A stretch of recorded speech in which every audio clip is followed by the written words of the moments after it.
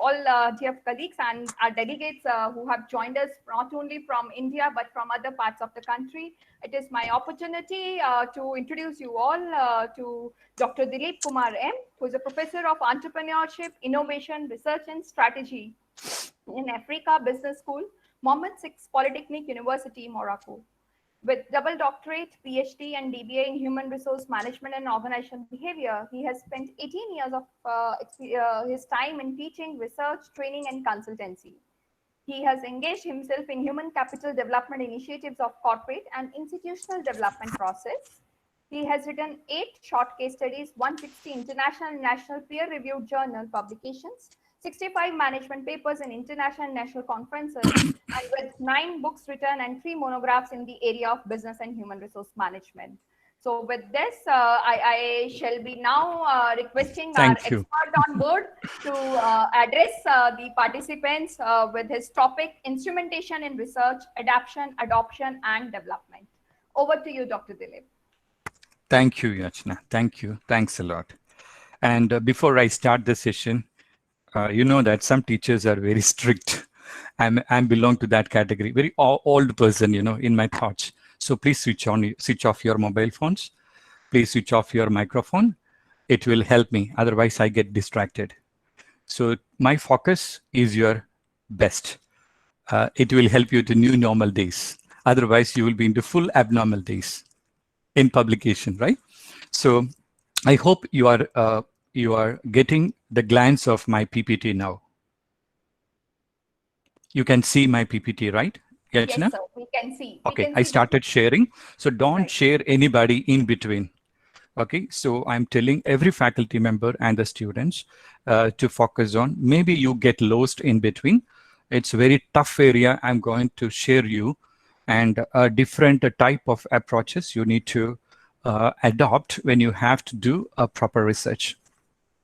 So starting with this short workshop on what I would say, instrumentation. This process, I used to do it in 2 days, usually in campus, but I know I'm getting 1.5 hours. So within that duration, I try my level best to fix you the knowledge, but try to follow that pattern. It's tough, really tough. Some of the areas quite easy for you to understand. Some of them, it takes some time to understand. So let certain things I'll share you, certain things cannot. So let me start with this short workshop on instrument development, adaptation, adoption, and development. You may be knowing this many times in your research when as a new research scholar, or maybe what you would say you're doing already the research. So many times when let me share you, I'm around 28 universities. I'm PhD external evaluator. So when I'm getting the thesis from India, I really have concern. Usually I don't like to fail candidates, but you need to give the lifeline every time, 50-50. Are you ready for that change? So I used to write major revisions, and I want to get back the thesis to see once again whether that thesis is properly segregated or not in accordance with international standard. So around 13 years back, I left India. So that particular time, just like you people, me, myself. So in their growth, you can see over here for the past around 6 years or 7 years only. And in that duration, I had to unlearn a lot of things, and I have to learn a lot of things. And that learning and unlearning process, which is continuous in life, nobody is perfect in life. So that happened to me what I am, and I'm coming to you as a resource person one day. So let me start with adoption, adaptation, and development. You know that basically instrument or scale development, which is a systematic process. Don't do it haphazardly. And it is basically connected with items. It is basically connected with constructs. It is basically connected with the scales. If you ask me the question, people used to talk about measurements.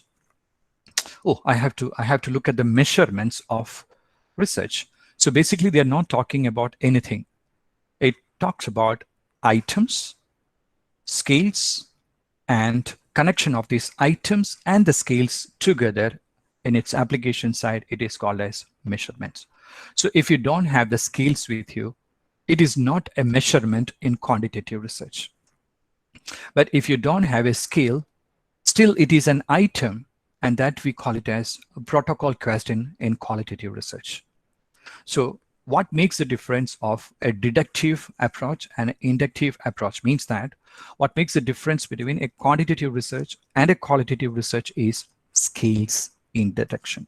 Scales introduction into the items. So we call items as questionnaire. Number of items, we call it as number of questions, exactly, synonym. And it leads to surveys, and we need to have different types of scales like Likert scale, Bogader scale, Thurston scale, different types of scales you can use it. Even you can build up 7-point, 6-point, 8-point, 10-point scales. It doesn't matter.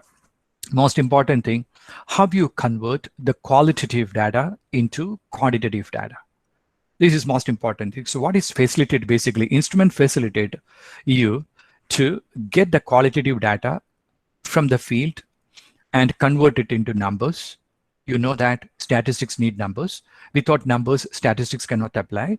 Hence, because we need to convert the qualitative data into quantitative data through instruments. After that, this quantitative data that we received from the field once again converted into qualitative data for interpretation.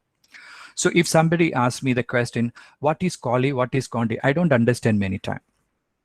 Every research starts with quali, move with quanti. Maybe you end up there, or else once again you go with qualitative research. It is circle, just like thesis, antithesis, and thesis, as Marx mentioned. The same thing is applicable in our research also.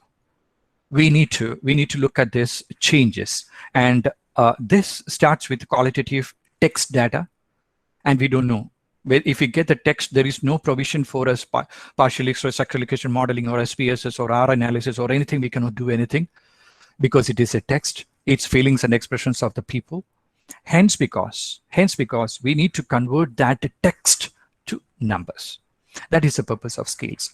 So scale, this instrument or the scale development is the systematic process of getting the right items, connecting with the scale, and go for empirical observation to know whether that items are really responding you back or not.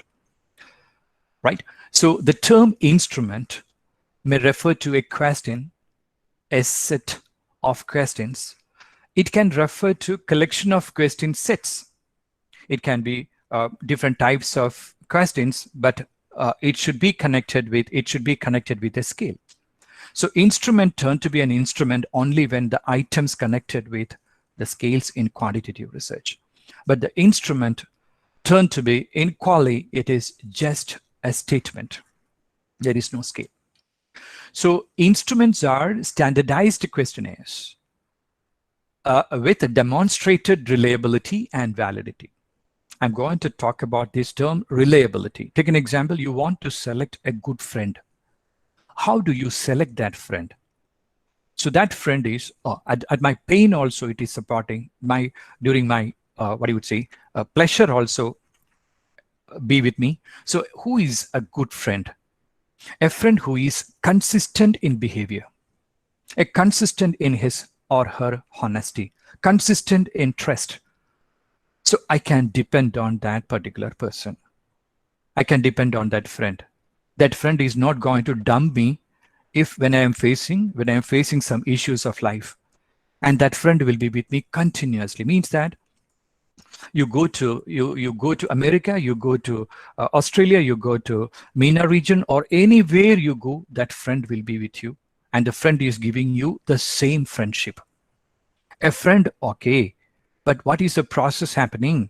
Friendship. The same thing is applicable in the case of an instrument also. Means that a questionnaire or an instrument.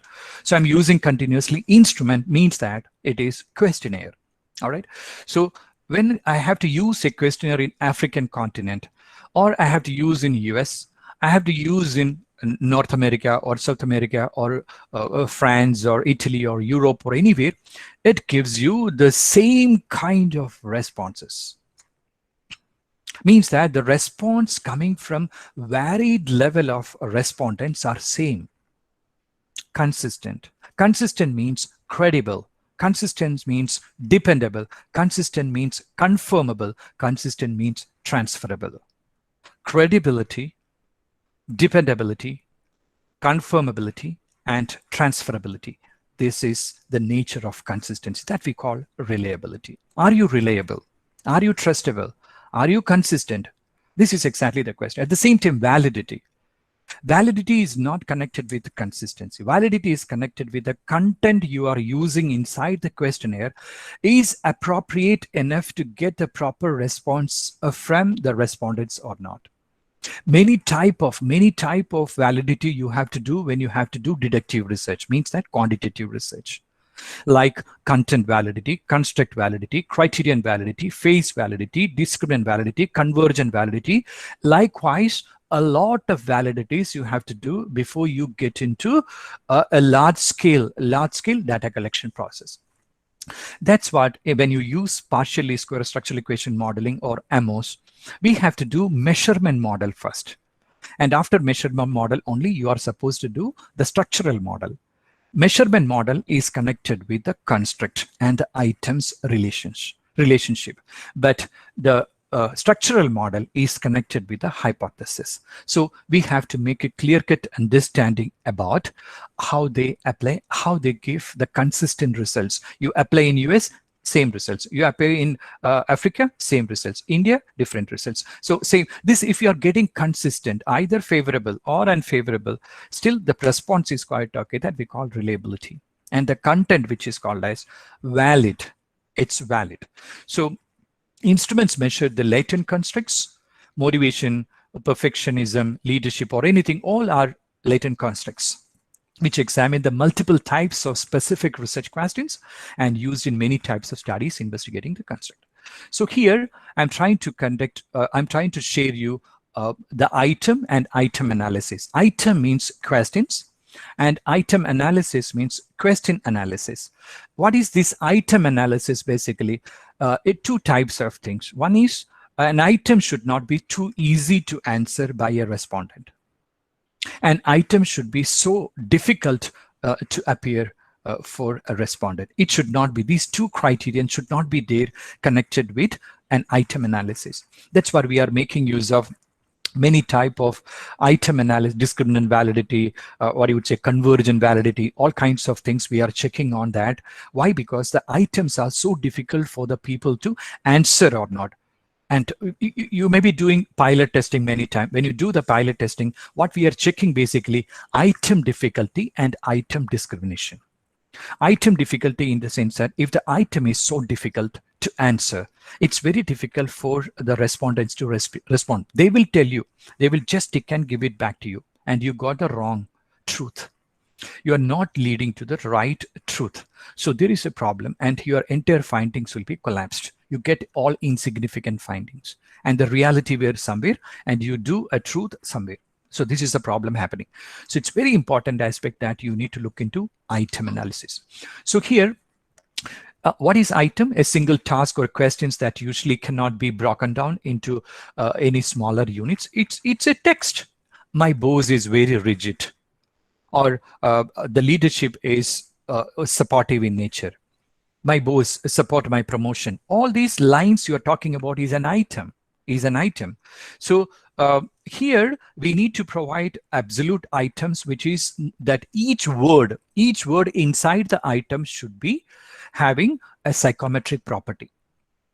Take an example. If you use the word, rigid, the question is that word, my boss is very rigid. My director is very rigid. So when you personalize that question to somebody, rigidity, what is the meaning of this rigidity? If somebody doesn't know this meaning, it's very tough for that person to answer you back. Likewise, every statement you are using inside a questionnaire, every word has tested psychometric property. It's not a questionnaire what you are seeing. Inside, very complicated process has done to ensure the proper psychometric property of each word inside the item. So that item should not be so easy to answer. Everybody answer yes. it leads to outliers. Everybody answer no, it leads to outlier. So these outliers, if you want to remove from the items, that's what we are doing, item analysis.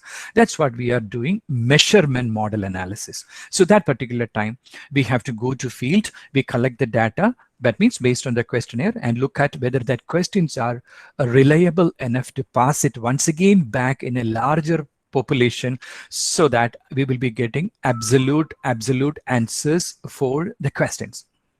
This is exactly the thing. You should be very much cautious. Means that when you adopt or adapt a questionnaire, adopt a questionnaire from West, it may not be suitable for you to use it in Indian continent or Indian culture or the values. Means that when that instrument developed in West, the respondents were West and our respondents are Asians. So the culture, the perspective, understanding, the values, everything different from the West. So the way they responded based on the needs of West may be different from the way we are exactly looking upon the needs and the items in India. To take an example, a small coin, 25, I remember 25 cents coin in India. You give that 27-cent coin to a poor person, he tell, oh, it's so much amount of money. But this same small coin, if you give it to a rich person, what peanuts you are giving to me? The perspective changing. So the way people looking upon a phenomenon by a US person may be different from Indian person. So this makes the items different. So we need to ensure that items probability across the continent. If that you are not ensuring, it's tough for you to get a right input from the respondent. That's what many questionnaires are turned to be failed. We cannot adopt, they're turned to be redundant because that items cannot use universally. Hence, because we used to tell you to use standardized instruments. Why? Because that questions have been tested in across the world. They tested psychometry property is understood properly. Hence, because of that, you can apply it in India. Got it. So item numbers is very important. So item analysis examines individual responses to individual test items, as is the quality of those items and of test as a whole. Each item we have to check it, and collectively, take an example, I'm a teacher. I got around 25 students inside the classroom. But as a teacher, it's my feeling that all my students should perform well.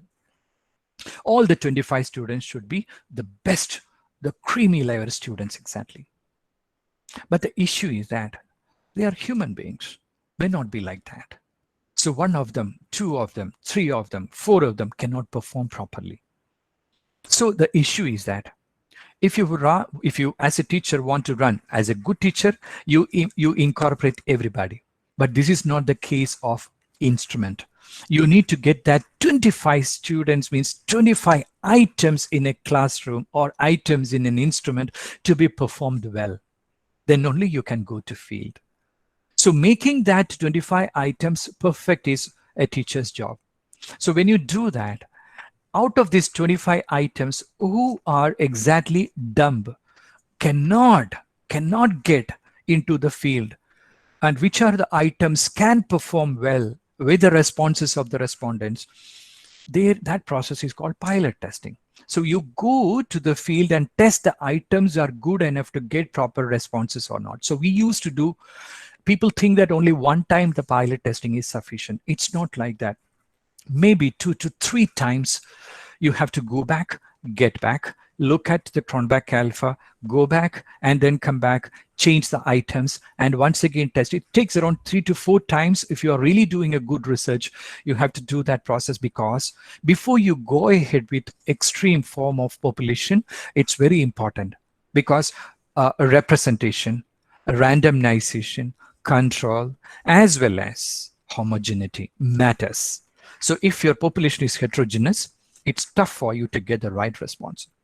So most important thing, look at this item analysis, and where we have to change the items, where we don't have to, look at that probability. So here, item analysis talks about the way of measuring the quality of items, quality of questions, It talks about items which were pre-tested for difficulty and discrimination. Means that you used to do discriminant validity. So in that analysis, there are different factors. Take an example. One factor is service quality, and the second factor is perceived value, and it is influencing visitor satisfaction. Look about visitor satisfaction is the DV, dependent variable. Service quality and perceived value is turned to be the IV1, IV2. Look at these two relationship exactly. The question is, the items which you are posing in service quality should not correlate with the items you are posing in perceived value.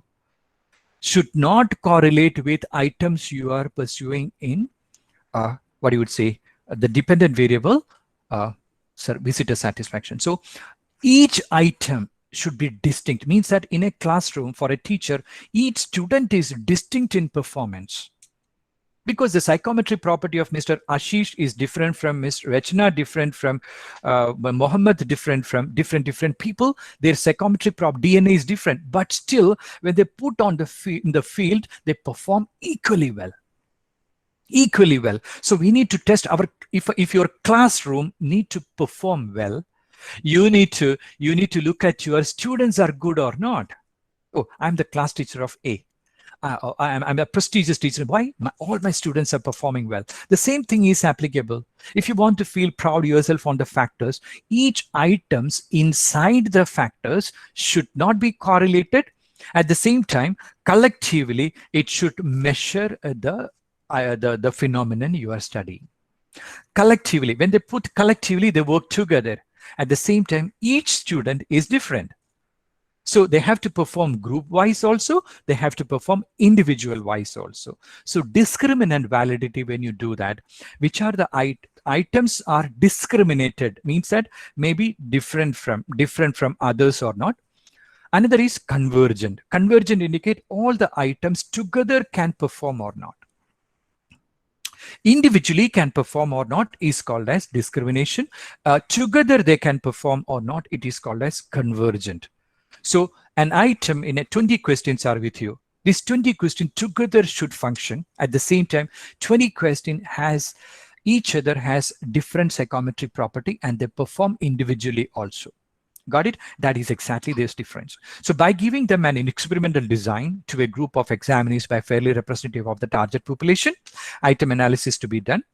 For the test computing an index of difficulty and index of discrimination, you need to build up to do proper item analysis.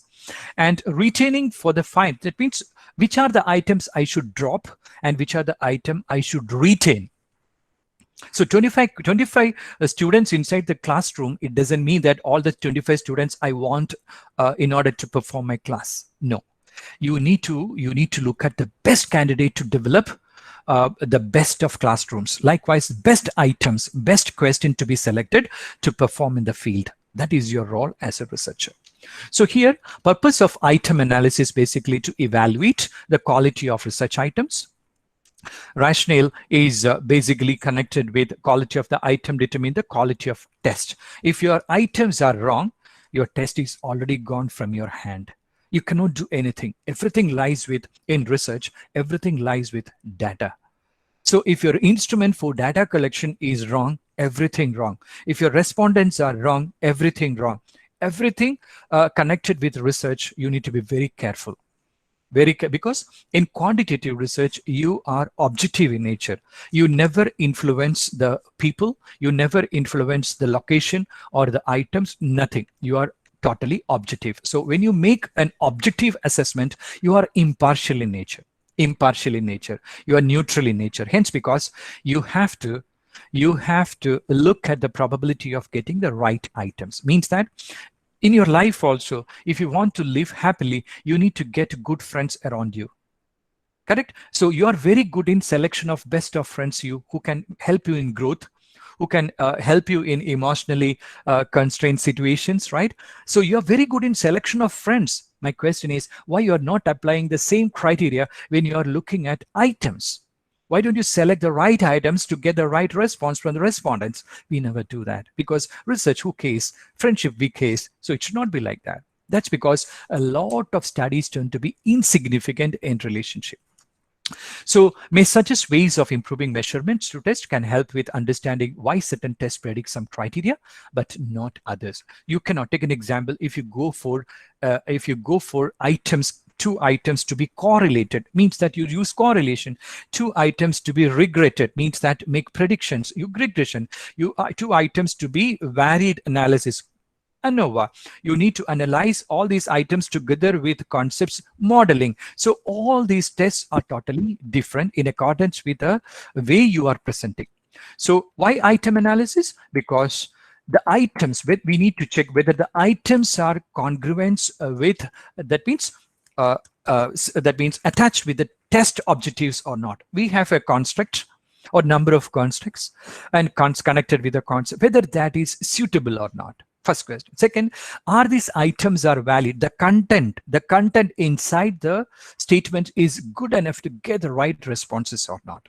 Third, do they measure what they're supposed to measure? You take an example, self-confidence and self-reliance, self-confidence and self-determination, self-confidence and self-esteem. If you look upon self-esteem, self-determination, self-reliance, all are almost similar words.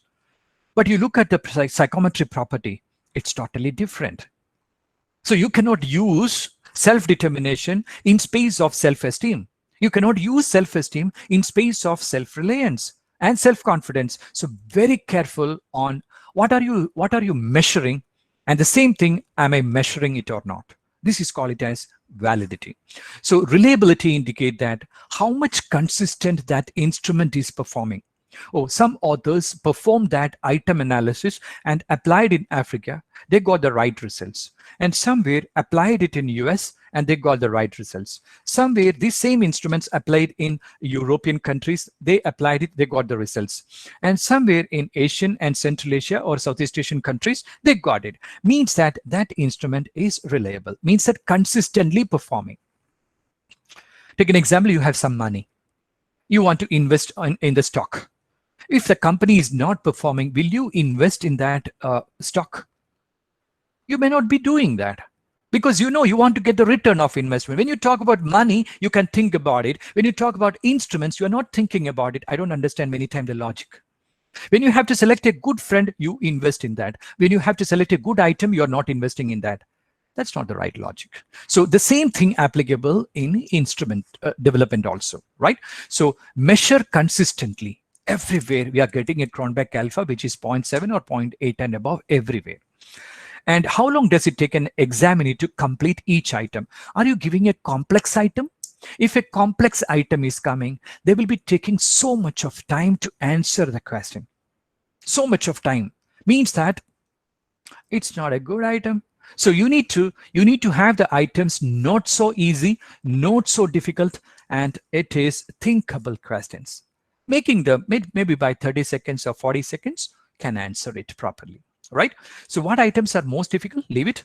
And what items are easy, you look at the probability of each item, go for pilot testing. And after that, look at whether I have to restructure these questions and once again go back and check it, or I have to delete this out. You cannot delete the items very fast.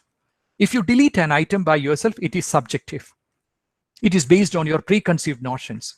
You should not do that. In research, everything is objective. Hence, because we need to check the validity and reliability of it, right? So items easy, you make it thinkable. Items difficult, you make it thinkable. And then once again, do the pilot testing, very important. So are there any poor performing items that need to be discarded? This is the purpose with which we are doing item analysis. So in this context, I am taking you to my first session, which is connected to adoption, adaption. And the last is a bit complicated. I will ask Yachana to give a little more time. It is complicated, development. And I'll tell you, development is a PhD thesis. If you want to develop an instrument, it is a PhD thesis. It takes around 3 to 4 years duration. So first, adoption and adaption, I will let you know very fast, but give me some space for explaining to you development. Basically, you are not supposed to develop. Basically, You are not encouraged to do that. If you're encouraged to do that, you need to have time to do that. It's a very complicated process. So this is exactly the questions, sorry, the content I'm going to share. So what do you mean by adaptation of instruments? If you find a pre-existing instrument, already existing instrument, standardized instrument, that will be useful to measure a key variable in your study. And there are two ways that instrument can be used in your study. So when I get a thesis or when I get a research paper for evaluation, being into the Scopus and Vo's editorial board member, when I get a paper to look at it, okay, whether the candidate, whether the author has adopted an instrument or adapted the instrument, I'll check on that. I'll check on that. Adoption is different from adaptation. So many times people interminglingly use it and it turned to be totally absurd, right? So the first task is to take the instrument nearly verbatim, which is called adopting. Means that you are getting an instrument, you're not going to change anything. Not even one word in that instrument, you are going to change it. Everything as it is. It's called as adoption. But at the time you are getting an instrument, that instrument has used in manufacturing unit. I'm using it in a plantation, oil palm plantations or any kind of agriculture sector. So a manufacturing sector and an agriculture sector is different. So we have to little bit adapt to the sector, adapt to the people, adapt to the context. Got it? So adapt to the location means that the instrument is coming from West and you have to use it in the East or Asian countries. You need to look at the probability of adaptation. That is dangerous.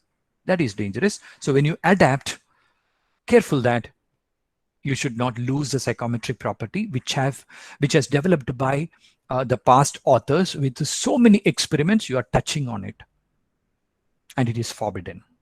When you touch it, give me the logic why you touched it, why you changed it, where is the justification, where is the supporting evidence, there is a need of it, right? This is exactly very careful. So adapting, in general, adopting is preferable to adapting for a few reasons. We used to ask the candidates to go with adapting. First, when the instrument is adopted, then the reliability, validity of the study is already established. When you adopt an instrument, it's already available, so you don't have to do it once again.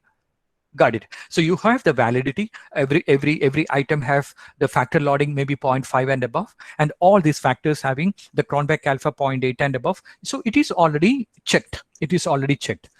But still, I tell you, dear my scholars, please do it. Even when adopting, please do it, because many items which cannot perform in Asian context, Southeast Asian context, Central Asian context, and likewise, which are all coming from the West. Respondents varied. So I may suggest you to do that for the sake of safety.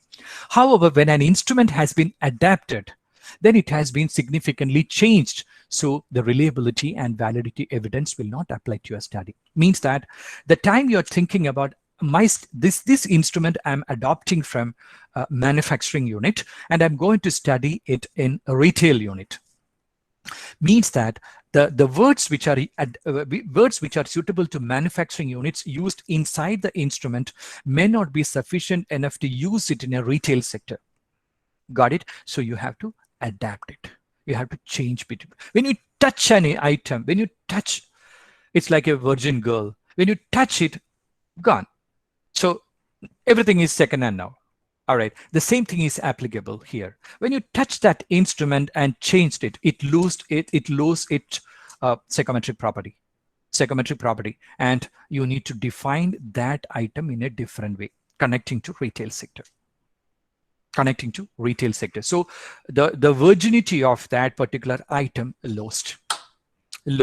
Hence, because we need to look at, even if you made it lost, if you're responsible for making it lost, the psychometry, it's your responsibility to regain with a different shape. If you don't do that, you haphazardly do, and you are exactly collapsing that item. So don't do that. Don't do that. So we need to get the extreme form of virginity back to that items so that they look much better in comparison with the past. You got it? So when you adapt it, be careful the statistics changes. Adapting an instrument requires more substantial changes than adopting an instrument. And this situation exactly the researcher follows, where general design of the another instruments add the items, removes the items, or substantially change the items. Three things are you are doing it. Here you are trying to look at how many items I have to take out, how many items contextually I need to add inside existing instrument. You can add items, you can delete items. How I can do that? And you're doing that in adaptation. Hence, because the psychometry property has changed, connected to the factor as well as the items. A factor consists of number of items, so it is changed. It is changed. Hence, because adapting an instrument is similar to developing a new instrument, but it is not developing in context, but we can tell it like that. I'm developing because 3 items of service quality coming from this person, 3 items from the another person, 3 items from the another person, and 5 items from, so total 22 items of these instruments coming from 5 authors and 5 instruments. It's not from one instrument I developed. You can tell it like that, but that adapting is dangerous. You need to have the logic to be supported through literature. If your hypothesis-based literature connecting to the construct and the need of that construct is not well established, then definitely the item tend to be wrong. So it's a dangerous effort you are doing when you adapt an instrument. That is exactly the task of many researchers. When adapting an instrument, the researcher should report the same information in the instrument section as when adopting the instrument, but should also include what changes. Take an example when you write your research paper. So what is exactly the original instrument? How many items in that instrument? Who is the real author of that instrument? Or what is the Cronbach alpha reliability? Number of items, Cronbach alpha, and which year it has come. All these things you have to mention. But when you adapt it in your study, most important thing, how much change you brought into the number of items, Cronbach alpha, right? So this is very important aspect. So how it is supporting you to apply in your research field, that we need to mention. So 2 tables needed. What is the original and what is the changed one? Author, construct and subconstructs, okay, items, reliability, and the year of publication. Must. So these kind of things should be very careful when you adapt it. So what changes you have bought into? Some of the items you might have modified. Some of the items which is applicable in one country may not be applicable to another country. I'll give you some example. So you need to be very careful inside each item, how that item is suitable. So some of the countries, the same word using, take an example, if you ask America, poverty, they don't know. Now only they know what is poverty, because unemployment, but it is suffered by Africans, Asians, and likewise continuously. They know the value of poverty. All right, they are suffering now, urban poverty. So this is exactly the scenario. So let me take you to this example. Factors influencing teaching choice, FIT scale. This instrument was developed by Watt and Richardson in 2007. Validity evidence was supported by factor analysis, the analysis which we are doing for items reliability and item validity exactly. The longitudinal relationship of the factors influencing teaching to subsequent engagement in teaching profession. So the purpose of FIT choice is to determine the factors that pre-service teachers identify as being the most influential in their choice of teaching profession. So here you need to look into how it has changed. When you apply this scale to different countries, how it has changed. Take an example here. This study modified to fit the Nigerian context. All factors were identical to the original FIT choice instrument except 2 questions. All the items, okay, but 2 questions we cannot ask in a Nigerian context. Let us see which are these items. So items such as, in the original, teaching will be useful job for me to have when traveling. This is one question inside. I don't know how the traveling is connected with teaching, but this is a standardized instrument, remember. And this factor was just as not applicable to Nigerian pre-service teachers. And additionally, an exploitation component also coming. So teaching as a lazy, easy career with items such as teaching will allow me to work other jobs also. There is an item inside. And teaching will allow me to collect a salary by doing little work. And when teaching, I can use students for gaining money. So these kind of questions, which is really, really, really applicable to your content, your context or not, you need to check it. So when the author looked upon these items, it's not applicable to Nigerian context. So the instrument was developed for university students exactly. Traveling, conferences, keynote speakership, all kinds of things are coming to university students. Your sample is primary students, school students, etc. The context changed from university to the school.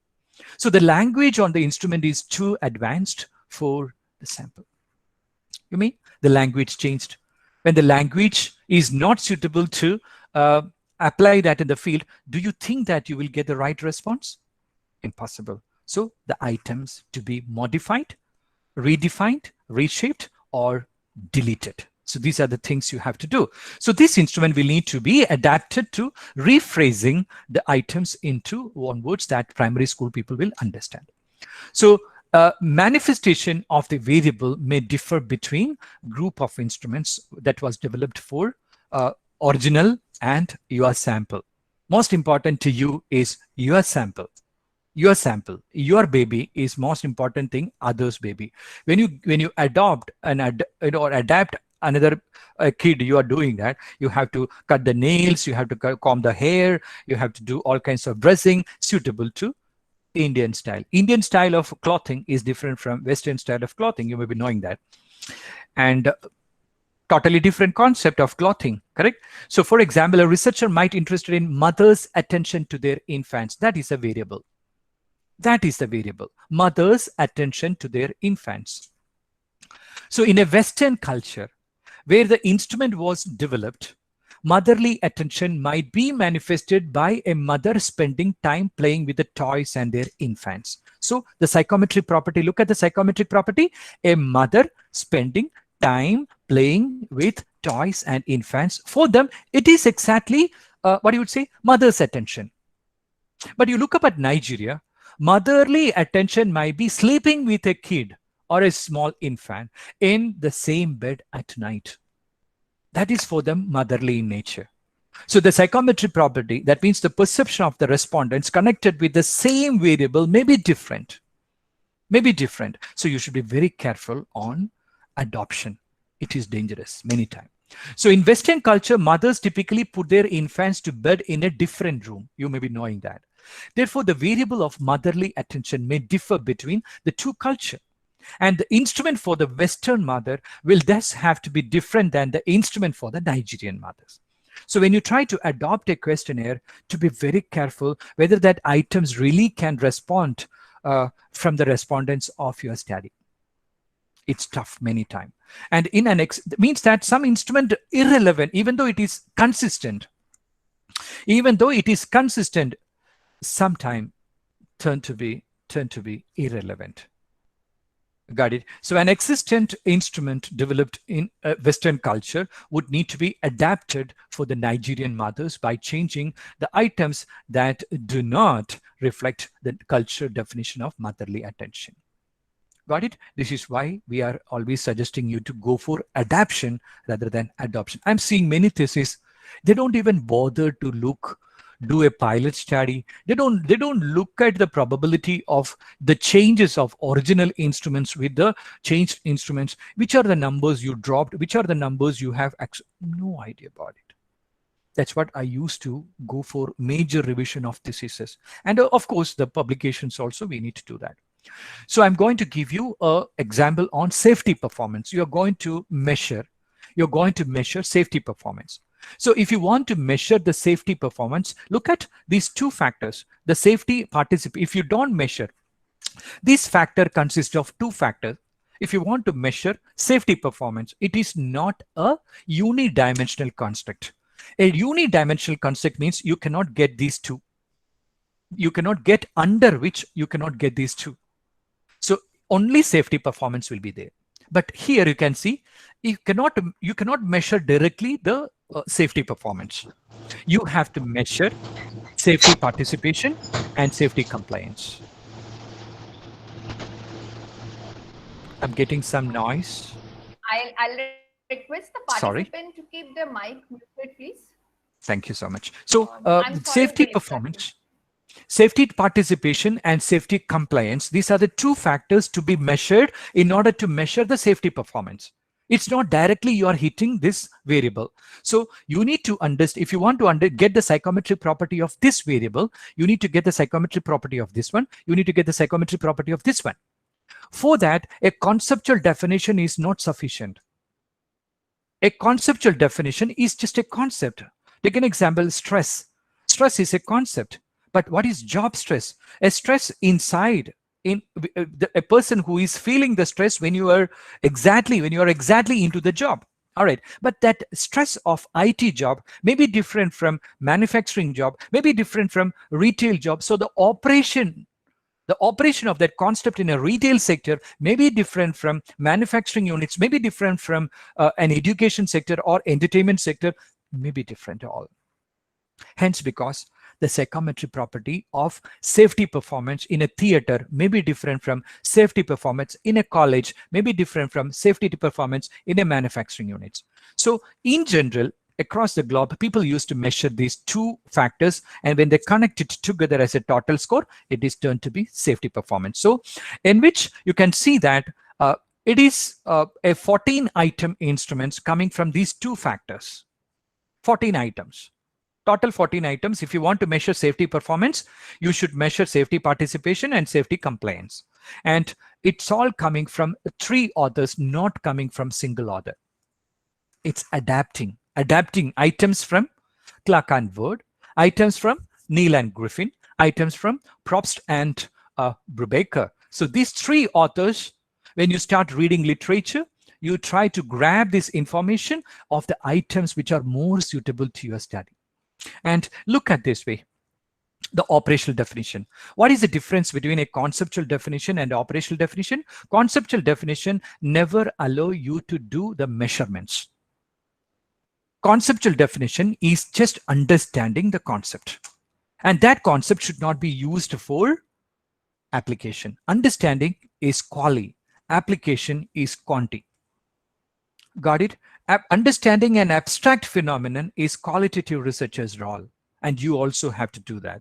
But if you want to push towards a deductive research, quantitative research, then you have to look at the probability of application of that concept in a retail or in an entertainment sector, or in an iron and ore sector, or it is an energy sector. You need to look at that probability. There, items may differ. So we need to get operational definition. Operational definition means the concept connected with the measurements. This is the concept. Are you measuring the same construct? This is exactly the question of operational definition. If you don't have operational definition inside the thesis, it's not a thesis. It's something else. It's something else. Or in a paper, if you're not telling about disclosing all kinds of these things to the people, it's not properly described. So they will go for major revision. All right. So when you look at these aspects, you have got a definition properly connected with motivation to engage in safety activities, compliance. So there are two activities when you look at the safety performance. How I got this one? How I got these two? I got from this definition. It is connected with safety activities, connected with compliance and participation. Motivation is connected with motivation to participate in it. At the same time, compliance means that compliance with the rules and regulations of safety. So two factors, when you look at these two, one definition, this definition is coming from these three authors. When you permute it, equate it, these two factors are coming from this operational definition connected to safety performance. When you look upon the first scale of safety performance, which is safety participation, you know that two factors. Safety performance consists of two factors: safety participation and safety compliance. So inside the safety participation, 9 items are there, which I have. I give some example, like I voluntarily carry out the task and activities that help to improve workplace safety. And in this project, people work safely even when immediate supervisor is not. These are all a motivation to that participate in the safety activities, because if they're safe, their life is with them, so they follow that automatically. So this measure the participation. But the second way you look upon safety compliance, connected with the rules and regulations. How often do you use all the necessary safety equipment to your job? How often do you use the correct safety procedures for carrying out your job? So these are all connected with the safety procedures, safety rules, regulations. So a performance possible only when absolute participation on the compliance. Absolute participation on the compliance of the rules and regulations, only with which you can measure the performance. So a performance cannot hit directly. You have to hit that factor through another two factors, which is part of this performance, which is called as participation and compliance. So look at which are the items under safety participation. You need to be very clear on, I'm involved in the development of health and safety regards. Likewise, how many items? I told you 9 items. These 9 items I have taken from Neil and Griffin. Neil and Griffin. So 1, 2, 3, 4, 5, 6, 7, 8, 9. Another 4 items which are connected with 5 items which are connected with compliance. You remember I told you safety performance have 14 items. 9 items safety participation, and 5 items compliance. So 9 plus 5 is equal to 14 items. This is the way. I am very clear. And you're making your examiner, you're making your reviewer tight-lipped. This is the way I'm measuring. Anything to be explained? No clarification needed. Why the papers are rejected? You are not clarifying things. How many items? What is the Cronbach alpha? Why? How many subconstructs? You're not defining. You just write, I use these items, I use this. This is not the way to write papers in internationally acclaimed journals. So look at this, how I am going to measure safety performance. What is the instrument? How many number of questions? What is the scale I'm using? And what is the Cronbach alpha reliability, and who is the author? I need to get this table inside your research paper. Then only as a reviewer or an editorial board member, I'm very clear this instrument belong to Clark and Ward, is one of the best, and the research scholar has used it. This is belong to another Neil and Griffin, very famous author related to safety participation. A lot of research papers can use it. Another is Probst and Brubaker. I have used on compliance. Compliance, different author. Participation, you can have more number of authors. Don't worry. Here you can have more number of authors. Most important thing, why that items suitable to safety participation, what you would say, getting responses from the respondents or not. That's only the concern of you. As many number of authors you can take it. So don't restrict by 1, 2, 3, 4. No, you can have 10, you can have 15 authors. You can take items from anybody. That's we call adaptation. That we call adaptation. You can adapt the items. If you don't feel that you got around 20 items from an instrument, and you feel that around 10, 12 questions are not suitable from that instrument, you pick that items from that and take another items from the others, and fix it by yourself. That's what sometimes it's called development. Really, it is not development. You can adapt it. You can. So if you don't read articles, how you get to know this many authors are existing? So literature review is must. So example 2 I'm taking you is competitive environment. I know that I'm reaching to the time, but I'm moving a bit fast. In this study, competitive environment was measured by 7 items. Competitive environment. You look at, so always you have to look at theories also. Which theory is connected with the construct? So when you look at the competitive environment, what it is leading to, if a competitive environment is there, okay, it leading to assessment of performance. are you competitive in the market or not? All right. So in this study, competitive environment, you are getting a variable, competitive environment, 7 items developed by Kandwala and Vos 2000. The present study chooses 2 measurements from separate study because literature argued that a minimum number of 5 items needed to get the proper. If you go to PLS structural equation modeling or AMOS, the minimum number of items required for a construct is 3. If 3 below, it's tough for the software to give you the right responses. So you should be very careful. At least one construct, don't use 1 item, 2 item, at least 3 items should be there under each construct. So these 5 is available, but however, Vos developed 3 items in their study. This, to achieve the satisfactory level, this study also include items from Kandwala. So there are certain reasons behind why we have to get into different authors. So when you have to select authors and the items from different authors, you should be very logical. Why that author is important, why that author is, how that author is connected to the construct, and why that item is so specific for your context. Everything logically should be explained with supporting evidences. If not there, nobody going to value you. The dynamic external, so the operational definition of this one, you can see here. So we are going to this, you see the same way, competitive environment.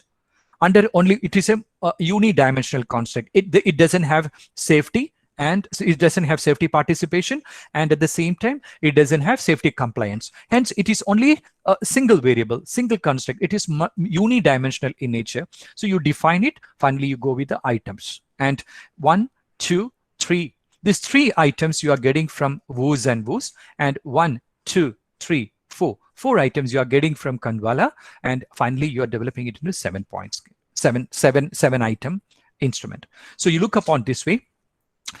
There are 2 factors exactly coming into. So here it is, they mentioned it as competitive environment. Once again, it is turned to be multidimensional. How? Look at this one, competitive activities and competitive products. So issue is that this person, what you would say, was talking about some aspect, same phenomenon, competitive environment, but they talked about what you would say, was talking about competitors activities, Kandwala, but same instrument, competitive environment, talking about the products. So if you have only competitors activities, you are not supposed to use this one. So if you have both these elements you are incorporating in your study, you need to integrate these 2. So that's what we are making use of, an integrated adaptive model. So it consists of these 2. Right. So the scale details, 7-point scale, Cronbach alpha, number of items, who are the authors, and the years. And this is bit outdated. Still people are using it, means that this is a landmark instrument. You cannot avoid it. So this is exactly, I can talk to you about adaptation. Now we are going to adopting, very easy. There is no significant change in the items and likewise, right? No. You are not making any kind of changes, so it is you are saving time. Adopt that instrument. Well-known authors. Take an example, Uday Parikh, ex-IIM Prof. He's, I think 1 or 2 years back, I think so, he passed away. Amazing professor on organizational culture, and wrote many books. I think his Good Patterns of Organizational Culture or something, I read it long back, but very, very good instrument he has developed is Octapace, OCTAPACE. Every letter of this Octapace, O means openness, OC means that Octa, OC, cooperation, I think so. Then T, trust, A, authenticity, P, proactivity, A, accountability, then C, what do you say, collective something, and last to Octapace, E, experimentation. So when you look upon Octapace, you can get each word and a subconstruct, and he measured it, amazingly measured it. So you can look at, you are not going to take an example. When I took it, my first PhD, organization culture, then I didn't change anything. So I adopted it fully. So the advantage of it is that little effort, and you don't have to change validity, reliability already established, and likewise, right?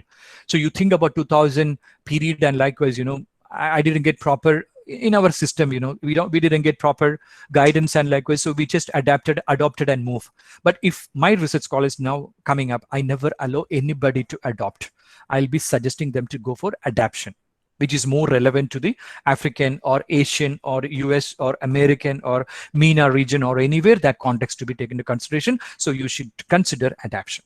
So intrinsic motivation inventory. Here, intrinsic motivation is not a general variable. So you cannot just mention intrinsic motivation. So if you talk to a students, motivation to learn physics, motivation to learn mathematics, motivation to learn languages, this is totally different. So you should be very specific on the activity. So for example, I enjoyed this activity very much. What is this activity? So the problem is, can you measure this intrinsic motivation to this activity? If you don't specify, so little change allowed in adoption, very little. You make it as this activity, you make it as maths and computer or sociology or psychology, something that is not a big change. Still, you can follow it as adoption. But if you make from different authors and you're changing all these things, it's fully going to adoption. So this need to be understood properly. So adopted description is who developed the so you need to tell, when you have to write it down in your research paper, please write it down, who developed the instrument, who validated, how many people validated, and how they got the Cronbach alpha, different 0.8, 0.77, 0.78, this other 0.77, this other 0.78, this other 0.81, this other 0.91. So all these show the consistency of the past research scholars who applied that instrument into different field. Then you tell, we are going to follow you. If you don't tell all these supporting people research evidences, we are not going to follow you. All right. So always remember, don't put the measurements like this. You tell that this person used it, got this Cronbach alpha. This person used it, this got it reliability. This person, this level. So you need to mention that. If not, it's not valid. So examples of the items, some of the examples also should be given, and other studies that are used in the instrument, very important aspect you need to describe. So for example, a positive and negative effect were assessed using positive negative effect scale, PANAS.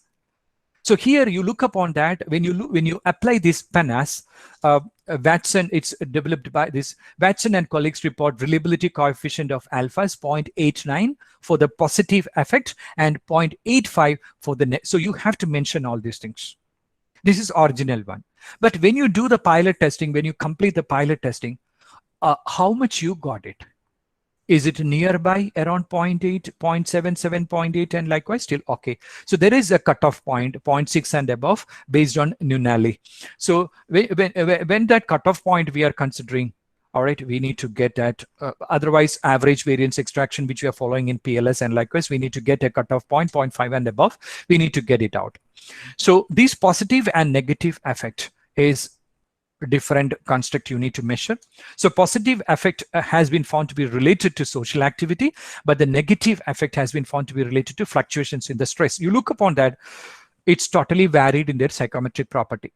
So we need to ensure that the reliability of these two constructs, sub-construct, are absolutely acceptable, accountable in your context of study. All right. So you need to mention about other people who have studied all these aspects also. So this I am not taking another example, and likewise. So if you look upon high performance work system and likewise HPWS, if you want to measure that, so you can have many items you will be getting, government support you will be getting, and that's the way exactly adoption and adaptation will be working. But remember, now the major, and this I'll be taking a bit more time. I'll be requesting the moderator to give me a little more space to explain to the what you would say, the faculty members. I just explained to you adoption and adaptation now. Adaptation, when you have to do the adaptation, the analysis you have to use in factor analysis is exploratory factor analysis. You are exploring the items. You are exploring the adaptation of it. Hence, because any adaptation, whether it is applicable or not, we are not sure about it. Hence, because we have to do exploratory factor analysis. Adaptation of the instruments need exploratory factor analysis, but adoption of the instruments needs only confirmatory factor analysis. So you need to be very clear on statistics when you have to apply instrumentation, whether the instruments I adapted or whether the instruments I have adopted. If adoption, do confirmatory factor analysis. If adaptation, go to exploratory factor analysis first, then you do confirmatory factor analysis later. All right. So always remember this one. Now, if these both not possible, means that impossible, neither adaptation possible nor adoption possible, what you can do? Take an example, something happening in society, and you know that there is a problem. And a problem is not a factor. A problem is not a factor. A problem is a problem. Many realities are connected with this problem. Many realities. Multiple reality. Take an example, students' achievement is going down in the classroom. It can be related to family.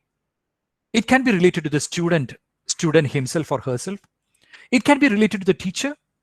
It can be related to the school environment. Many factors are influencing this low-level achievement. So how you can tell if you do a study only through teacher, how the study is relevant? It's a teacher's angle. But when you look at it, student angle, why the performance is gone, very different version of findings coming. When you look at what you would say, family angle, the struggle between, always the stress and strain relation between the husband and wife, and the kid is always looking upon that, what you would say, father and mother, he cannot or she cannot focus because of that academic achievement gone down. Look at the student angle. I'm not interested to study this subject. My father compelled me to take that. My mother compelled me to take that. Look at that way. So the performance is a variable, is multifaceted. It's not. So that particular time, when you go for, this is only one example I'm talking, but when you get a new concept connected with a problem, question is, that concept can be measured or not? You know that when you get a new concept, do we have items? Forget items. Do you know what is that basically? Means that that phenomenon is abstract. It's ambiguous. It's unclear. So if a concept is ambiguous, unclear, can you measure it? It's intangible in nature. You cannot touch it, you cannot smell it, you cannot weigh it, and you cannot measure it. You only can feel it, understand. You can see something is happening. You don't have any idea to tell to the world how much prediction possible with the causations.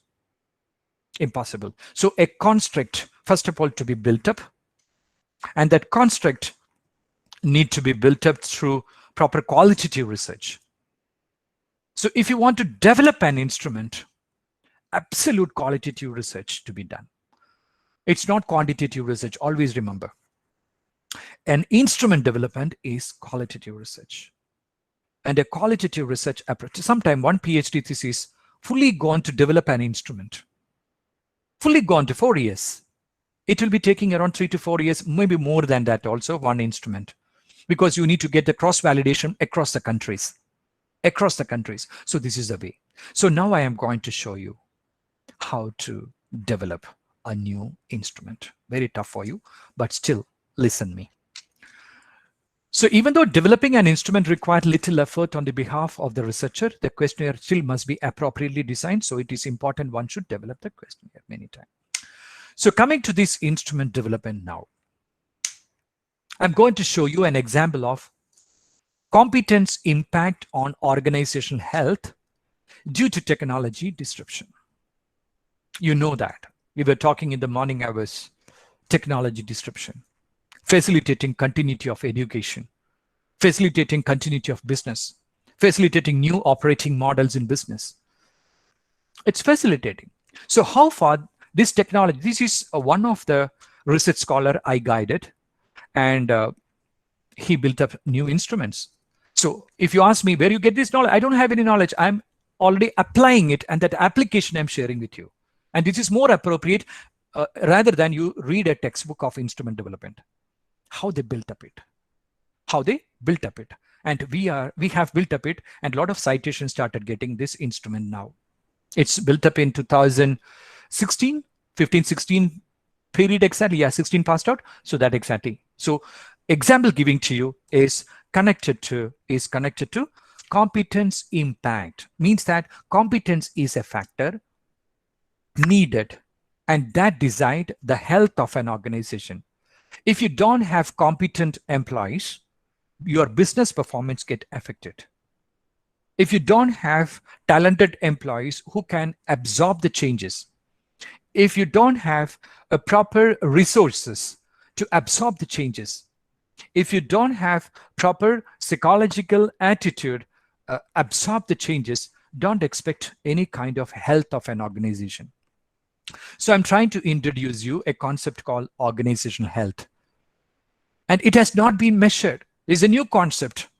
We are going to measure the performance of the company, not through business performance, not through market orientation. We are trying to measure the business performance of organization through health of an organization. So when you connect with health, we connect with the doctors, health drinks, a lot of things.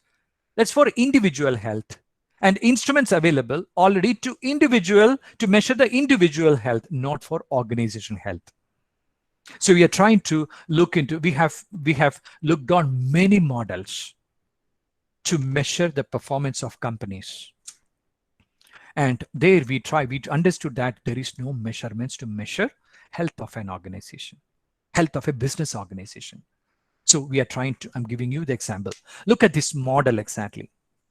Technology disruption, its impact on organizational health. This is the model. Technology disruption, its impact on organizational health. The moderating impact of competency building and innovation capacity, how it's affecting.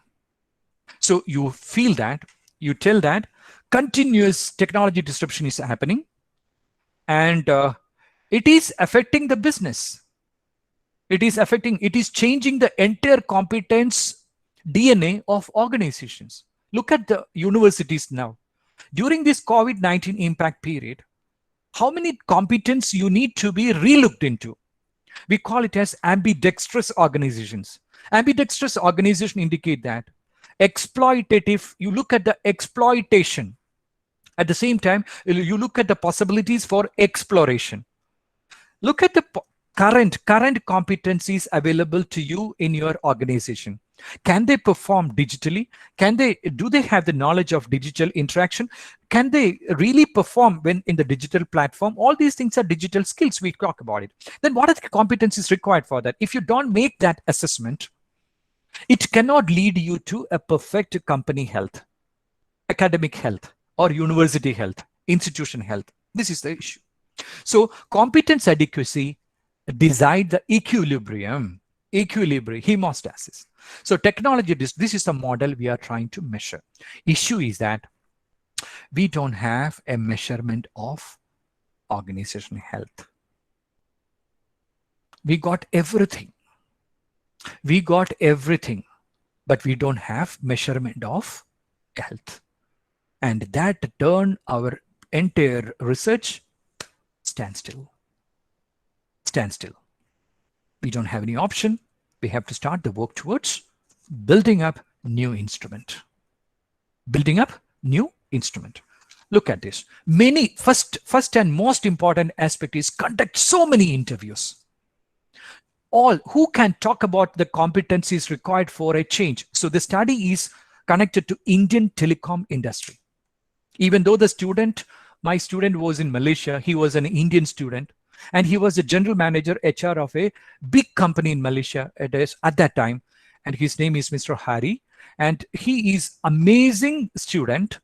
And he has done this research. Being into HR, a general manager of that, you may be knowing a company called in Malaysia, it is Maxis Telecom company. And he was the general manager HR of that company. He was doing under me the PhD. So that particular, he was aware about all the changes happening in the technology platform, complete disruption.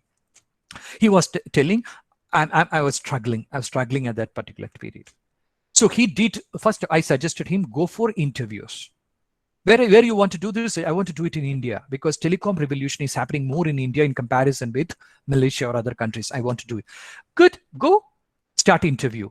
And he started interviews like this. And they told, I've been working with telecom communications clients in this region over 11 years. Talent management has been an obvious and challenging task for these companies over these years. The fast and ever-changing landscape of technology significantly alters the skill requirement coming. The issue is coming, skill is not adequate. For me, the only solution to manage such situation is built international innovation. So another word is coming. This is competence. This is coming innovation capacity. This is coming up training and development. Means that capacity building. And he also given the highly competitive, another word is coming, competitive environment. So companies should attempt to venture into current engineering process to better manage the product development. Means that if you want to really stay in market, it's not only applicable to companies, it's applicable to Indian education system. If you follow redundant courses and making the people compel enough to study that, it's not going to appeal you for the next years because your admission will be going down. Same thing. So you need to have the market intelligence, absolute intelligence, and look at which are the possible courses we need to redesign, which is can run through online, can run through offline, how we can do that, and different courses which is happening across the globe. It's a global intelligence connected with the local market intelligence needed. So here it is telling about from one interview through a global consulting. He's a talent head. Another, it's continued. He looks upon new marketing strategies, innovative products, unconventional products needed to survive in the market, competence needed, innovation building to be done, overall company preparedness on the technology to be done, innovation capacity is very important. So when you look at this interview extracts, you get a lot of factors. You only know that you are not aware how to build up this construct of organizational health. You started interviews on this one. Another director of the information service company, he also talked about the situations in telecom industry. And our team is currently working on several versions of Android operating system. Our development team is still grappling with major updates happened in the telecom technology, 3G, LTE. I have been facing several skill shortage. So the construct should be developed from the interviews. Why? Because no literature. Because the concept is new. We know only one problem they are facing. They are facing issues connected with business performance. Companies are not performing well, and we need to settle that issue. If you want to settle that issue, where we should look into, there lies a reality. So the reality is competence inadequate, mismatch.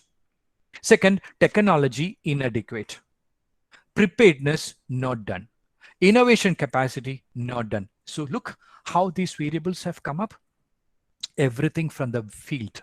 If you look upon these factors, all these factors are coming from the field, not from the literature. So you conduct the interviews. Many interviews you do. What are the technical skills required? What are the readiness? See, look at the readiness to change is quintessential for the companies today, as the climatic changes in the business are so rampant with the impending changes in the. So they're looking upon why the companies are not ready for change. Because technological disruption is coming, digital transformation to be done. Why the people are not ready for the change? Because competence building has not done, innovation capacity is less, competence adequacy is not measured, hence because health is not good enough to absorb that change. Health is not good enough to absorb that change. This is the way you have to tell the story before you arrive at the construct. So interview 3, you go with the same way. Lack of skills, once again precipitated lack of skills. The connect upgrading the skills important. Innovative products, innovation is an important variable it is coming from. And global products, new products should be there. All the things are repeating, right? So when you look at the interviews and likewise, we have asked, if you want to do that development of questionnaire, you first of all go with open-ended questions. and look at why Nokia failed, why Motorola failed, why BlackBerry failed. All right. So when you ask this question to these managers, when you go for all these interviews, you get many words: technology changes, competence depletion, deterioration of organizational health, innovation capacity, collective competence deficiency, lack of anticipation, disruptions in technology, inappropriate investment, insufficient market intelligence, aggressive entrants, demanding customers, innovative products, price war, technology, discontinuity. So only one question you are posing to this maybe 10 or 20 or 30 interviews. When you complete, you get all these factors. You get all these factors, and each factor has its own psychometric property. It's only a sub-factor. We call it as category in quality. In qualitative research, it is a category under. It is a category under, or it can make it as a theme itself. All right. So we get this. Among which one is more important and which one is less important? There we have to go to Pareto analysis, 80-20 principle. Which one is, by picking up that construct, I can touch others also. By almost this many variables available or categories available, by touching that concept, by touching that 1 or 2 or 3, I can touch all those. So you need to prioritize things. So asking one question, you are getting this many words. Human resource perspective. Second question, according to you, from the human resource perspective, what are the major challenges facing the telecommunication industry in India? So when you ask this question to the managers, senior level, board level managers, competence deficiency, frequent technology changes, regulation changes, policy issues, lack of adequate skills enhancement opportunities, inability to anticipate technology changes, price war, demanding customers, changing product requirements, competition, entrants, new entrants, all these factors. I'm just giving you only few factors. Thousands and thousands of factors you are getting, categories you are getting. Still, our problem is health of the organization cannot measure, because these are all part of it. And if I do all these things, I cannot complete my study. It takes around 30, 40 years. So we need to measure it. Only that variable, we don't have measurements. So another question we asked, direct hit now. Do you observe any organizational health problems in telecom industries in India? If yes, what causes those problems? When you pose this question through interviews, qualitative research, you got many extracts, many stories you are getting. When you came back, you reflected, you intuited, you bracketed, and come up with critical reflections. You make performance issues, revenue falling, reducing, I don't know what is this word, it is a technical term, product line depletion, competitive advantage, internal change capacity change, goal misalignment. The goal, existing goals of organization is not matching up with technological disruption. So we need to relook our organizational goal based on the technology change. So companies closing down, FDA reducing, mergers, cycle operations closing down, cost reductions are there. So health impacted by the competence deficiency, collective competence, technical knowledge, no R&D, no new products, depletion of product line, downgraded learning activities, attrition, difficult to acquire talent, turnover, competence erosion, imbalance. So how you get it, all these things? Through interviews. So if you want to develop an instrument, new instrument, it takes long days. That's what we told. It is different from adaptation and adoption. So when you have to develop a new instrument, it is almost like a PhD thesis. It takes around 3 to 4 years, because you need to read and read and read, analyze, synthesis, and then describe. This is the way: reading, analysis, synthesis, and then come up with this many factors, out of which one is more close to organization health and which one is not close to, take it out, and then you have to build up. So many extract that is connected with organizational health. Now I'm connecting to competence deficiency. Which are the factors I should consider? So technology changes, disruptive technology, environmental changes, technology obsolescence, technology evolution, disruptive technology, changing competence landscape, 2G, 3G, LTE, UMTS handsets, network equipment changes, operating system changes, cloud applications, internet penetration, because a lot of words you are getting on competence deficiency. Now we are coming to health of the problem.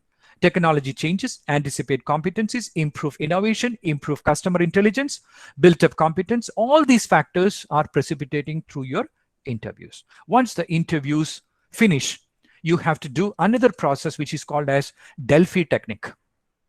Delphi technique indicate that the factors, the categories you obtained through the interviews are right enough or not, you are cross-validating. So before that, when you did the interview, individual interviews, soon after that, conduct a focus group discussion before you coming to Delphi. I didn't add it because of limitations of the time. So when you did a focus group discussion, you are comparing the interview extracts with the group extracts. So are they correlating or not? The factors I have identified is cross-validated well, is correlating or not. After that, go with Delphi. What is Delphi basically? It's expert consensus. You get around 30-40 experts after these interviews, after these focus group discussions, and you contact and give this document to these Delphi experts. Please, professor, please, consultant, please, practitioners, please help me to get the relevant topics, please. And yours is final, and you need to get it down. And you are asking the question, what according to you are the fitting dimensions of organizational health? How do you define competence adequacy? Which are the talent dimensions of competence adequacy? And how do you define technology disruptions? All these things you need to ask them. So Delphi also, which are the dimensions of technology disruption? How do you define anticipatory competence building? Which are the latent constructs of anticipatory competence building? And how do you define innovation capacity? Which are the latent construct of innovation capacity? This you need to provide the content through interviews, what you obtained, through focus group, what you obtained, give it to these Delphi people, experts, and they will finally ratify, okay, this 80%, you need to get 75 to 80% consensus if you want to get a word accepted. If they don't accept, you cannot take that word. Lot many categories you got it, but you cannot accept that. So here, interview extract, you can see that. Organization health, when you look at the organization health, this many words are coming. This many words are coming. It's only connected with health. So what are you going to measure? Can I measure all these things? Big problem. Because everything is new. Nobody knows about it. And no items available to you now. This many the categories available to you. This many categories available to you. So here you have to search for the items then. So if you don't get this one, think about how you can move with that. It's very tough for you. It's very tough for you. So this is most important thing. You need to get it through interviews, observation, content analysis, focus group discussions, and Delphi. You need to finalize it. Look at this way. When I got all these things from the interviews and content analysis, I segregated it. I segregated all these into, see, 3 factors, sub-factors, which is change capacity, competitive advantage, and goal alignment. Means that all these words I categorized and segregated into 3 major sub-dimensions. Dimension is organization health, but sub-dimension is change capacity, goal alignment, and competitive advantage. Change capacity, competitive advantage, and goal alignment. So you cannot simply take that. Immediate level, you have to search which model is supporting change capacity, which model is supporting BANE, which model is supporting goal alignment. So we got 3 models: McKinsey's model, BANE model, Kaplan model. These 3 models means that you need to understand the difference between a model and a theory. A model you cannot apply in your thesis, quantitative research. A model is qualitative in nature, but a theory is quantitative in nature. Why? A theory consists of construct, propositions, logic, boundary, and measurements. But model doesn't have measurements. That was McKinsey's 7S model, Boston's BCG matrix models. All these things are models. You don't have measurements. So the issue is that you have to connect each factor with a theory or a model. If you don't have, you cannot proceed still further. It's tough for you. So we got this many. For when you look at the competence adequacy, we got this many. That means key skills areas in the organization, which is Bandura. Updation motivation, this one. Update activities, this one. These people. And expertise, they talk about, you may be knowing that Peter Senjan likewise.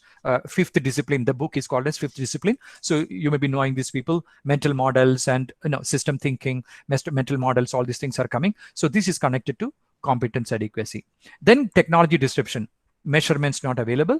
So this is exactly connected to that. This many people, first person talked about Kaufman, then Bracker and Pearson, Kozlowski, and finally Foreign Kaufman is talk about growth technology. So when you get all the factors together, we need to take an example. I used to tell my students this way: dump all these things in single room, first a single room, and arrange another rooms. Take one by one, look at the psychometric property, put it into one A room, put it into B room, put it into 3 room, and one room is change capacity, another room is competence adequacy or competitive advantage. Say this goal alignment. So different people will be assigned in different room based on their similarities. This is the thing you have to do for development. So innovation capacity, likewise, we have to build up the factor and who are the people supporting it. Innovation task, which model we are following, or how we get this dimension. This dimension is supported by these people. This dimension is supported by these people. This dimension is supported by these people. It's not everything you get it from the qualitative field. We can apply directly to the field. You cannot do that. So what you're doing here is you try to, after getting these factors and sub-factors, go to library and connect and start reading it. Look at innovation support. Look at innovation support. How many Elsevier article available in innovation support? How many Science Direct articles? How many, what you would say, Willis or Sage or different kinds of journal article getting on innovation support? So you get the authors. You get the best of authors from those, and they are the people, they're the best friends for you in this journey. No friends other than these people in your research journey. They will lead you to misleading conclusions, right? So you don't like that. You need good friends, right? Always follow good authors and always follow not the journals, which is I'm talking about care list or some sort of thing. I may suggest you to follow high impact journals, which is coming in Sage, Emerald, Willis, or Science Direct, Scopus, WOS, and likewise these ratings, that you have to follow that. Then the same way, marketing competence, technology competence. And so when you have to measure competence building, you have to build up market competence, technology competence, and integrity. This is the competence you need to measure. Take an example. If you want to adopt digital competence in your company. So the first question, do you have integrated competence? Do you have technology competence? Do you have the marketing competence, market competence to perform that to the customers or not? So who are the people supporting this? This many authors supporting that. So you need to connect the major factor with the sub factor and the models and the authors available. So any theory to support? Once you get all these models ready, you cannot test it unless and until you get a theory. Why we need a theory in research? Because you are not testing the research frame. You are not testing your research frame, and you are not testing connected to building up testing connected to. I just got lost because of some message I got it. So you are not trying to measure the constructs. You are not trying to measure when you have to talk about the theory, you have to talk about the conceptual frame. You're not going to measure the conceptual frame. You're not going to measure the research frame, but you are going to measure the theoretical frame. So you have to convert the conceptual frame to theoretical frame by integrating the theory. So the time you're connecting a conceptual frame with a theory, it will be converted into theoretical frame. So once you get the theoretical frame only, you can do the research. So change capacity, we adopted McKinsey's model, competitive advantage Barney, goal alignment Kaplan. Still, we got these models, still we cannot apply because we don't have theory. So we followed resource-based RBV theory to look at that. So it's going towards that. Okay, the theory, it is connected to. So we need a theory to support this instrumentation. So through the literature reviews, only 2 instruments so far. So look at when you get a what you would say construct like organization health, look at possibility of getting an instrument, standardized instrument. Can I adopt it or not? Then look at the possibility of can I adapt it or not? And finally, if adaptation is and adoption is not possible, then only you can look at the possibility of development. So here we don't have instruments. Because of that, we have to develop it. So we take the support from McKinsey and Company, change capacity to measure it, competitive advantage Barney to measure it, goal alignment Kaplan to measure it. So look at through the literature review, when you look at the organization health report, that means instruments, we don't get it available, but it is measuring more into the physical condition of the people. So we cannot use it. Another one which is available but doesn't have the measurement, it is qualitative in nature. So we cannot measure the change readiness of the company with this instrument, and likewise, hence because we need to go for a new measurements. So McKinsey's OHI instrument is developed for commercial use, not for research use. Hence we cannot apply. So we need to look at the logic. We need to look at the logic why that instrument to be used. All right. So if we cannot use that, many models, we cannot use that in our research because measurement, they have not developed the items and the scales and they tested already. Cannot. Hence, because we need to look at the probability of developing a new one. Second, this instrument did not fit into measurements requirement of the study. Hence, a new instrument covering all these 3 dimensions of the health need to be. Okay. So we need to conduct the face validity. Face validity indicate give your instruments to your colleagues, your friends, professors, or somebody nearby. Oh, this item is good. Oh, is it measuring change capacity? Yeah, I feel like so. Is this measuring the goal alignment? Yeah. Oh, no, this is not. I think you refine it. So this is informal level. Face validity is at informal level. Then after this informal face validity, you need to go for content validity. This is most important thing. Once your colleague's appraisal is over, peer group appraisal is over, you have to take that sentences. That means I want to measure change capacity. How many questions you have generated from McKinsey model? You generated it or you adapted, whatever it may, but that is available to you. Whether that content is suitable enough to apply in an Indian telecom industry or not. This is the question. So you need to look at the what you would say compatibility of that dimensions with the items. That to be done through experts. The content.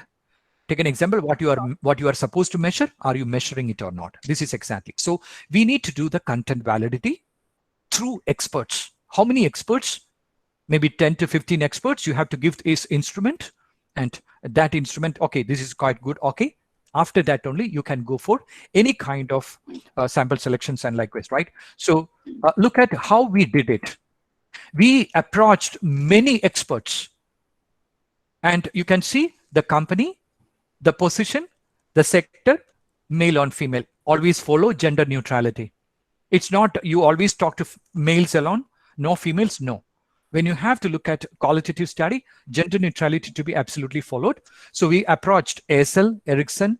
You see that how the positions varied and how the all our telecom sector itself. You see how many people we have approached to develop this instrument.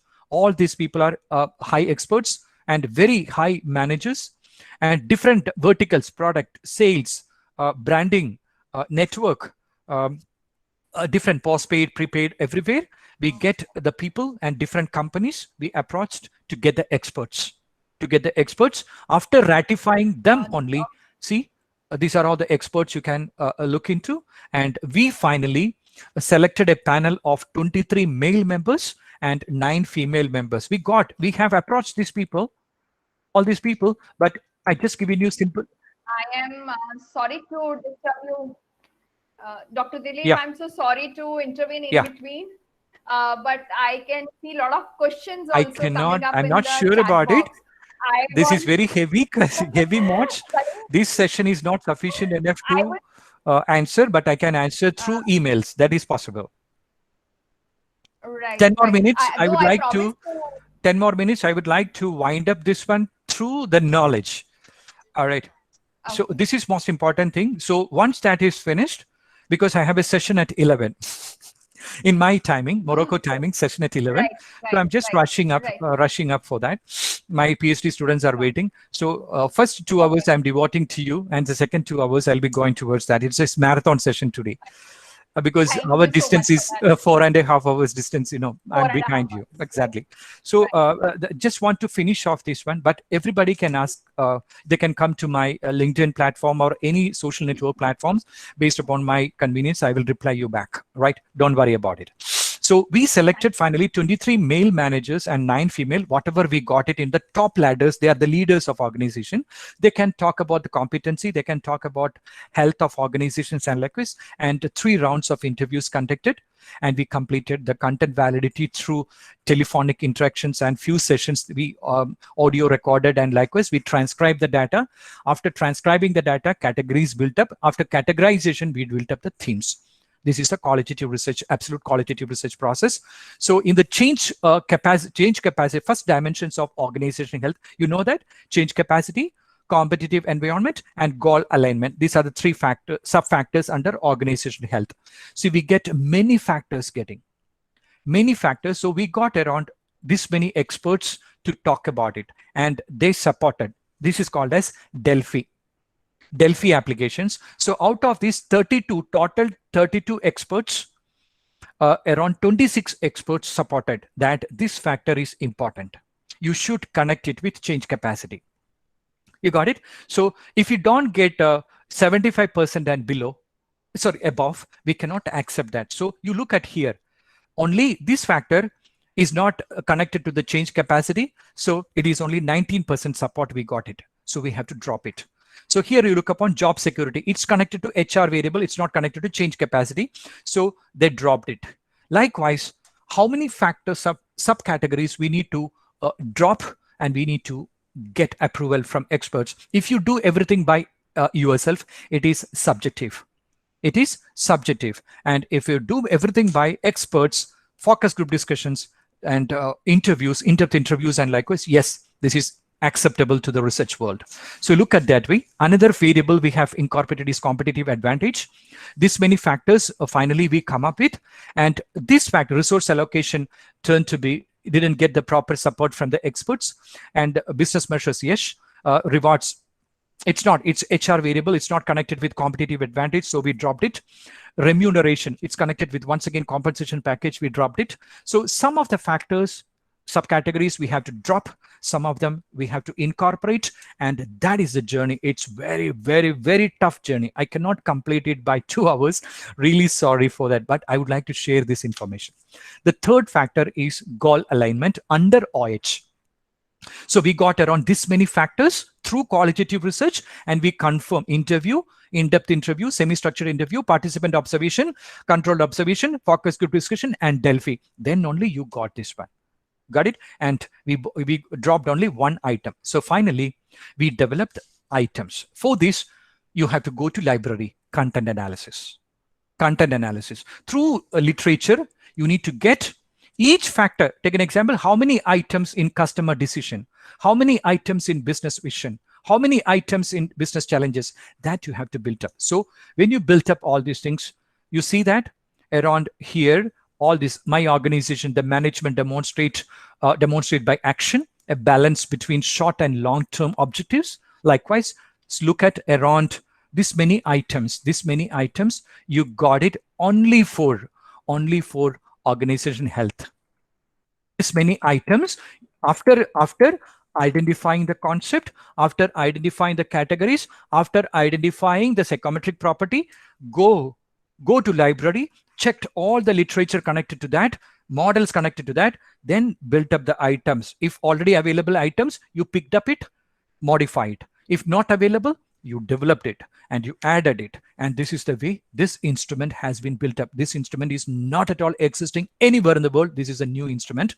Just go to my ResearchGate, and likewise you will get this instrument clearly. And this is the way built up. After that, you need to check. I have 6 minutes. So this is the organization health instrument. So the first aspect is change capacity. Second aspect is goal alignment, and the third aspect is competitive environment. Having this many sub-factors, this we call it as sub-factors. This is a sub-factor, all are sub-factors. These are all sub-factors, and this is items. Items means questions. So 1, 2, 3, 4, around 12 items here. Around 1, 2, 3, 4, 5, 6 items here. Around 1, 2, 3, 4, 5, 6, 7, 8, 9, 10 items. So when you have to build up a new instrument, from nothingness, from nothing, you don't have anything in your hand, you built up everything. You built up a new instrument. You built up a new instrument. From nothingness, you only one thing, my performance is going down. When you looked at it, what to be measured? Health is not supporting. What is that health? Organization health. How we can measure? Through McKinsey model, through BCG model, or Kaplan models, balance scorecard. Get it. Look at it, go on to interview, in-depth interviews, get the extract, get all the categories, segregate it, develop the categories, develop the themes. After getting the themes, look at the probability of content analysis, get the items, fix it, and then go for measurement model. This we call it as in PLS. I did it through PLS. This is called as measurement model analysis. And this measurement model analysis with which you look at the relationship between the sub-factor and items. This we call it as indicator. Indicator, whether this question is connected to here or not. This question connected to here. You are not measuring here. You are measuring here. So here also you cannot measure. Actual measurement is coming here because this is change capacity under this organization health. Still you cannot measure it. So the relationship between this and this to be established first, and this to be established second, and finally this and this to be established. That's the journey of instrument development, and it's very tough process, and it takes around 3 to 4 years. So this is the way. So I'm not talking about a lot of things. You need to do the exploratory factor analysis because everything is explored. Principal component analysis, we used to do that. So we need to follow that. And finally, now PLS and likewise average variance extraction is using, and threshold of 0.5 based on Faunal and Shah, and I think some more other things, heterotrait, monotrait methods, a lot of other methods also available to do this kind of analysis, and likewise in Conti. So basically, the composite reliability score, which is 0.6 and above, we can tell that that instrument is reliable, a newly developed instrument. One thing you have to do, don't limit your study by India. Don't limit your study by India. You have to send your instruments to Southeast Asian countries, US, Europe, Africa, and different countries, and then get what exactly the composite reliability. Is it reliable or not?